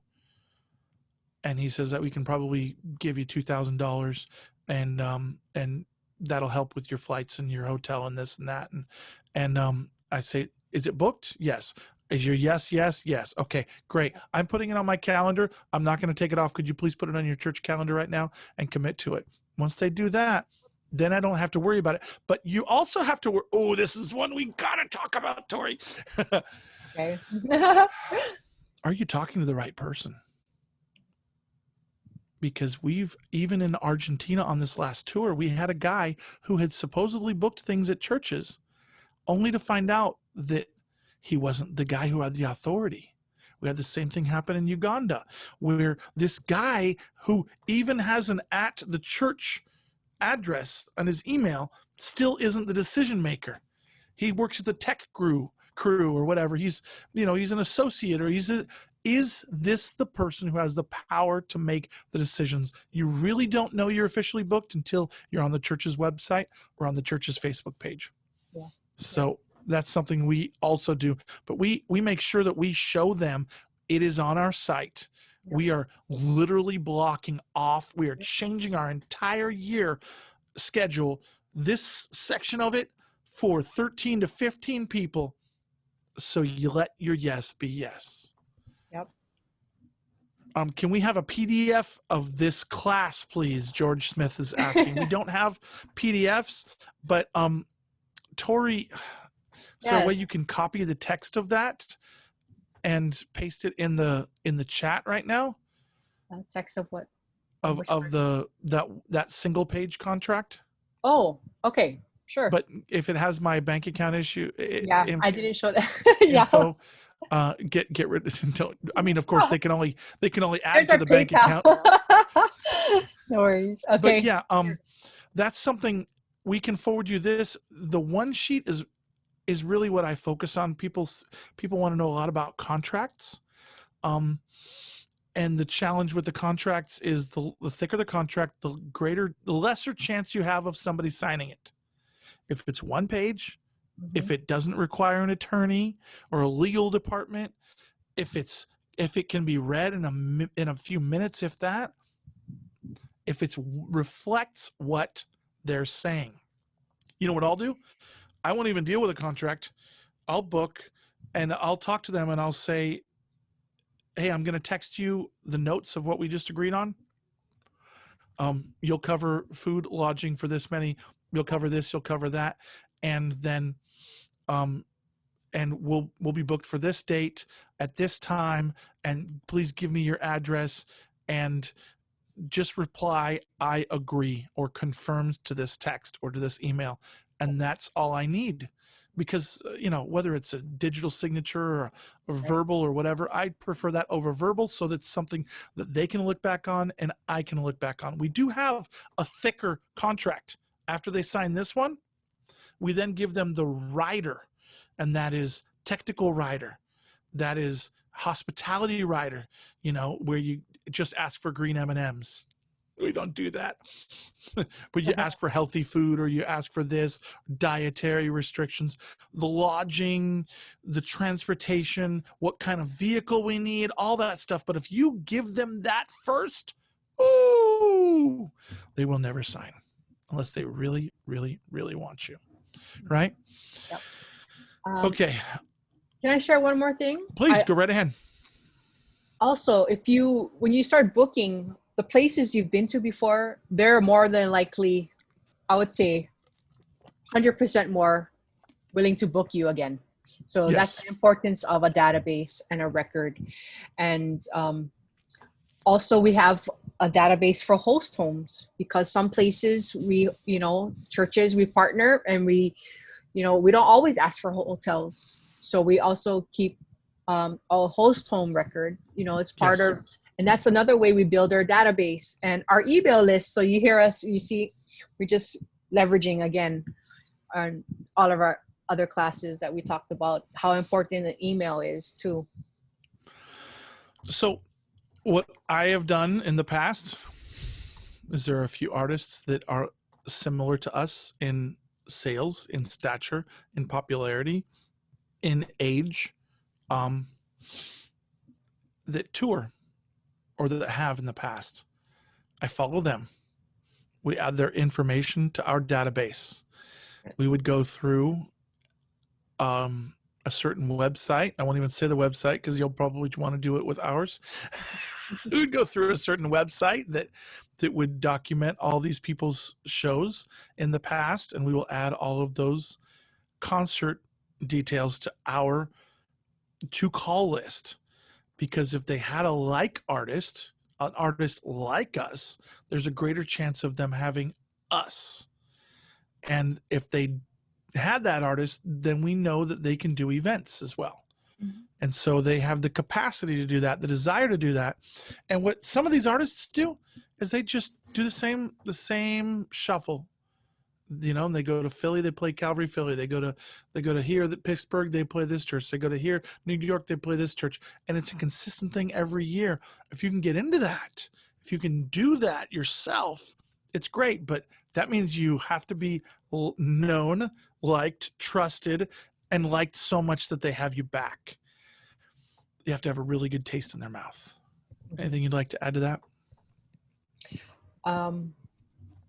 Yeah, they have to remember you. Was it memorable?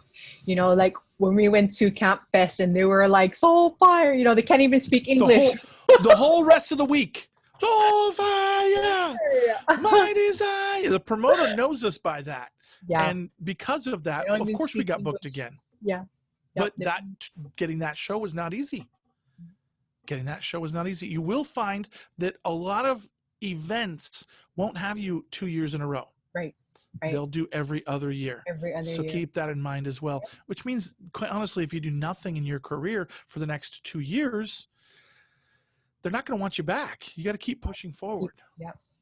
Pushing out new content. Yeah. Let's blaze through these. Yeah. I am going to race off to the beach again because I can. Right? My daughter's in a bathing suit in the backyard right now, ready to go. Okay. Do you still need bookings today, or are you in great demand and have no trouble getting bookings? Oh gosh. Hey, Jeff. Okay. I'm going to be frank. If we didn't continue to write and record, nobody would care about us. Even when we write and record, sometimes I feel like nobody cares about us. There are years when I would not be proactive in booking, 1 or 2 years in the history of CHRISTAFARI. And those years we did like 3 shows. So Torie, in an average year, how many times did somebody call you out of the blue, absolutely ready to do something that was going to cover all the costs? Ever?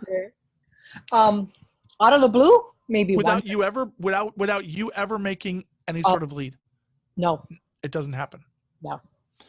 I've been doing this for 30 years, 6 #1 Billboard albums, and we've never had that. Mm-hmm. I have this phrase. I say it all the time. Trust as if it all depends on God, and work as if it all depends on you. And the fact is that it all depends on God. But a lot of times he's looking at you saying, are you going to do the work? Yeah. Are you going to put your shoulder to the plow? So that's a big one. Donnie asked this. I play guitar and my wife sings. My little son sings and plays other instruments. We feel called to go serve the Lord with these talents, but have a limited economic resources. How can we start in this great ministry? I think that seems like a great question to deal with for tomorrow's classes on how to become a missionary and how to be fully funded. But I would start with the small. And when it comes to booking, touring, anything, I would start with, think of it, Jerusalem, Judea, Samaria, ends of the earth. Okay, you got it? Local church, church network, sister churches, city, county, state, surrounding states, nation, world. That's how we started. We started only playing in Southern California. Our first gig outside of Southern California, Northern California. Outside of that, Vegas. And then boom, boom, boom. You grow, spread like a virus. But it has to have an epicenter. That epicenter, if you're not successful there with the small, don't expect it to be huge somewhere else. Unless You're doing reggae and you're in the Czech Republic and it's really popping in Brazil. For a solo artist versus band, what would you do differently? Avian and I, we made some good money doing just the two of us. We went to Hilo. I met you in Maui. Just you and Abby with tracks. At our first show. We did that. We went out on vacation and a few people found out that I was there and said, "Hey, Pastor Mark, can you preach?" I didn't come here to do that, but sure. Can you sing something? Abby, would you sing, baby? She'd sing. I'd join her in a song or two. And then the pastors would bless us with like $500. I didn't demand anything. I didn't ask for anything. And then we sold merchandise. And this vacation ended up being the down payment for our house. So yeah, definitely can be done. I think you can actually go further as a solo artist, as a tracks artist, as a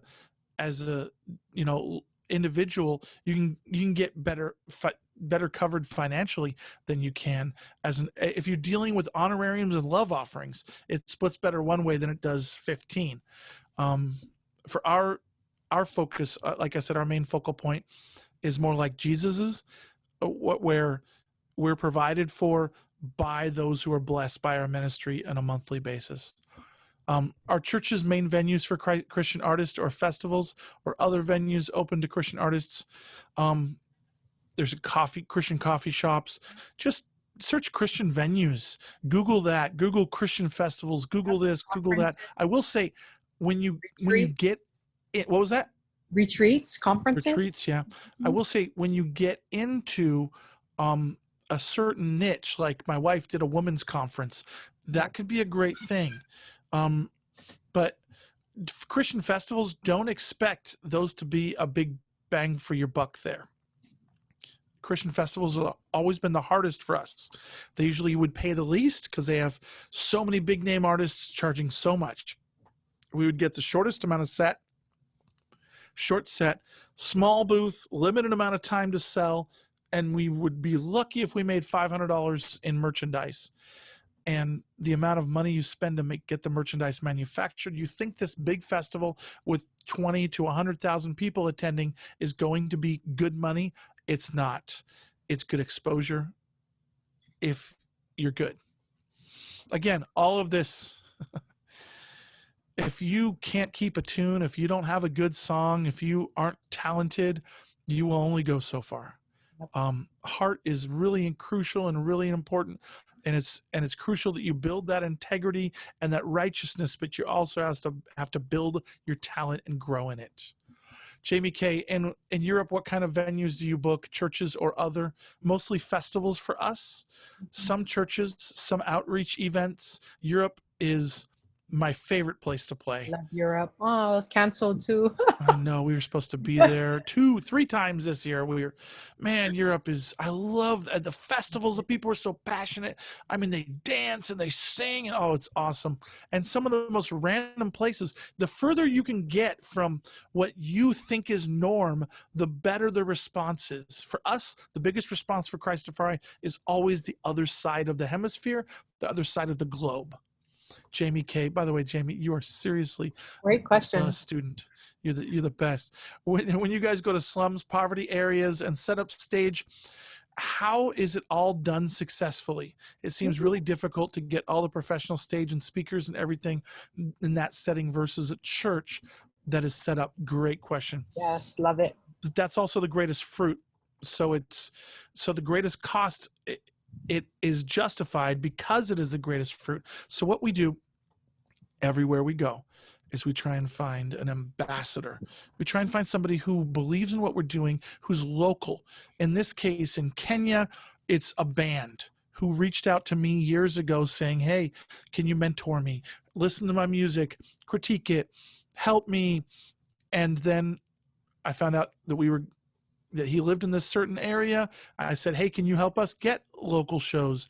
They got us in churches, and They got us, and can you help us find a location to stay? They found an apartment, houses for us to stay in. So now we have shows in churches. Now can you find us a sound system? And when you get somebody who's from the largest slum in Africa, who has no budget, he will get the best price for sound.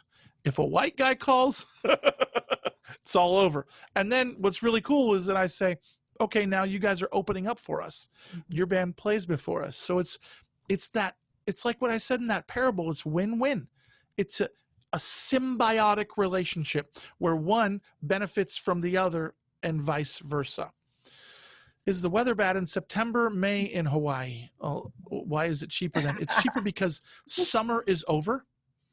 The tourism season is over. And so you want to go to a place like Iceland when it's not tourist season and not freezing cold. You want to go to a place where it's just the beginning of off season, which is usually September or May. You don't want to go to a place around spring break. You don't want to go to a place around Thanksgiving or Christmas or this or that. So do you provide a church EPK? We do that through an email with links of stuff. But yes, there's an EPK that DJ PV and some other artists have shown me that is just like, it's a PDF basically with everything that they need and links to videos. We used to do electronic press kit, which is EPK. But now with all these videos, we have a new video every 2 weeks. That changes so much that we just update a little bit. Do you play outside of church settings? That's what we try to do primarily. How are those booking experiences in comparison? We try to only work with Christian ministry in an outside of church setting. So people that will help us get into a stadium in Honiara, Solomon Islands. So it's associated with church. We've found that two people can't walk together unless they're in agreement, at least for long, without walking apart. And a chain is as strong as the weakest link. And if you happen to have that weak link being the promoter, Satan will use him. If you're going to preach the gospel, Satan will use that promoter to try and get that thing canceled on the day before or something. We've seen that many times, haven't we, Torie? Yes. So integrity, that's where okay. How do you guys travel to book countries who don't speak English? Do you guys have someone who translates all the time for you guys? Yes, we do. And this is where those local ambassadors come in. You'll see us asking even tomorrow. Remind me, put that down, Torie, to ask for tomorrow's class for ambassadors. Mm-hmm. Jabby is married to an ambassador. Jackie, his wife, was in a Christian reggae band in Bogota, Colombia, that wanted to play with us. And so they got us in a major church in Bogota. They opened up for us. They met each other, Jabby and Jackie, and now they're married. Ambassadors are crucial. And if we don't have an ambassador in the area, like Ian all the way over in Mauritius, or what's his name in Seychelles? Gosh. Anyways. Emmanuel. Yeah. No. So no. Anyways, so yeah, these people that you love so dearly that Nigel. believe in you. What was that? Nigel in Vanuatu. Nigel in Vanuatu. Yeah. People who love you, people who believe in you. Those ambassadors are the ones. I was an ambassador. You are an ambassador. You're the president, girl. Okay, how do you find out where there is a demand for you to go there? Brilliant question. Nice question. I like that one. Google Analytics.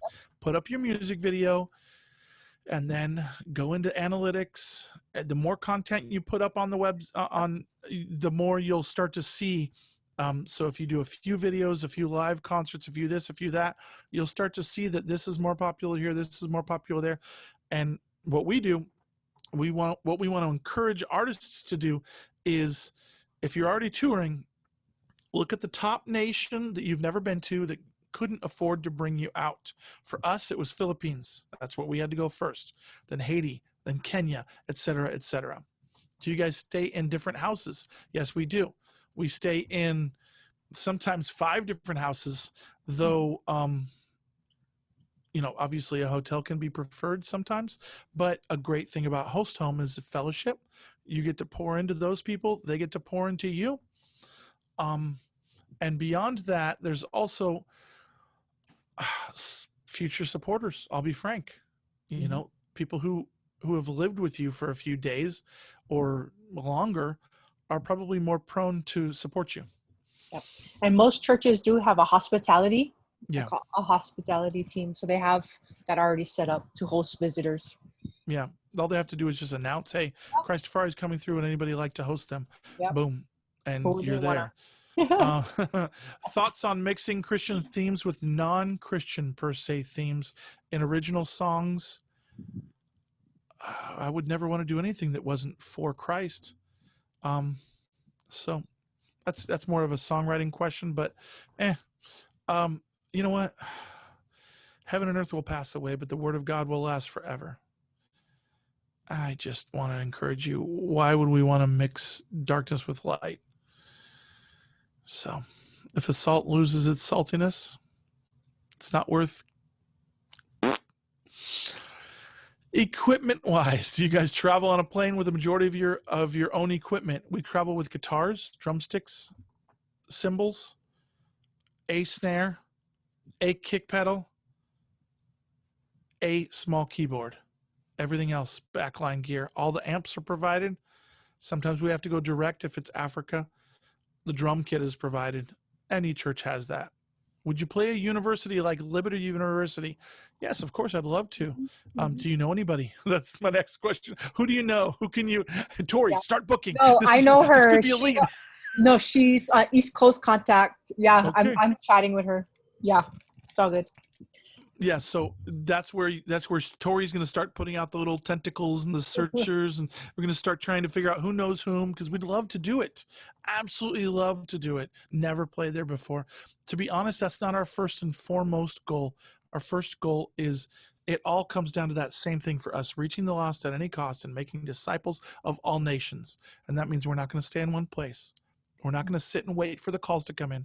We're going to make our 20 plus calls a day, and we're going to continue to do the work as if it depends on us, praying daily as if it depends on God. And when we get there, you're a mouthpiece of God. When you're a booking agent, you're a mouthpiece of God. You are representing that artist. You represent them as holy, as righteously, as with as much integrity as possible. Wise as a serpent, gentle as a dove. Thanks so much for joining us. Thanks for your questions. They were so awesome. You guys are such an incredible inspiration to us. We hope that we've been an inspiration to you. And I now want to inspire you. Inspire means to breathe in, to make something bring brought to life. I want to breathe in something into you right now. We couldn't have done all this. We couldn't have seen last year 250,000. That's 250,000 decisions for Christ without Torie feverishly working.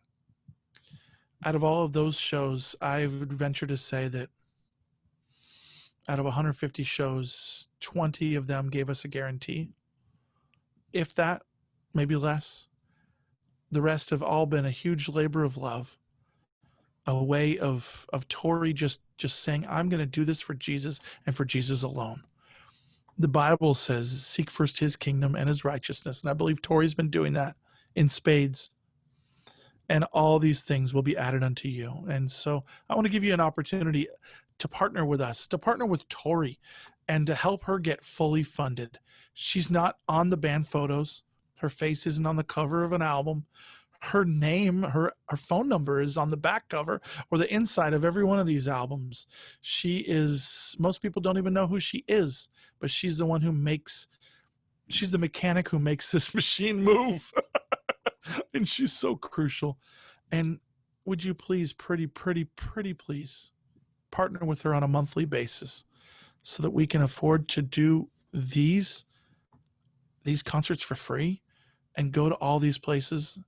And Torie, because let me tell you guys, 10% of nothing is nothing. But you have been given something by God. And he's called you to give 10% and to give it to ministries that are making a difference.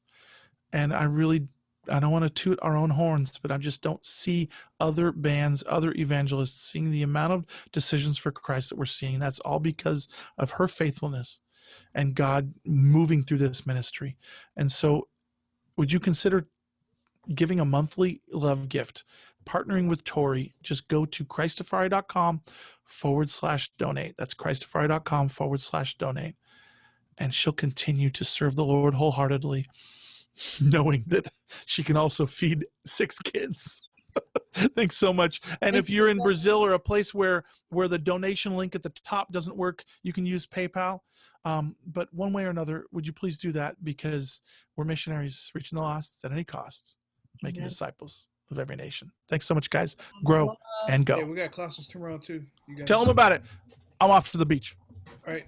Thanks for tuning in. And tomorrow, I want to encourage you guys to jump on tomorrow's class, because all 40 classes boils down to what we're going to be sharing about tomorrow on how to become a musicianary.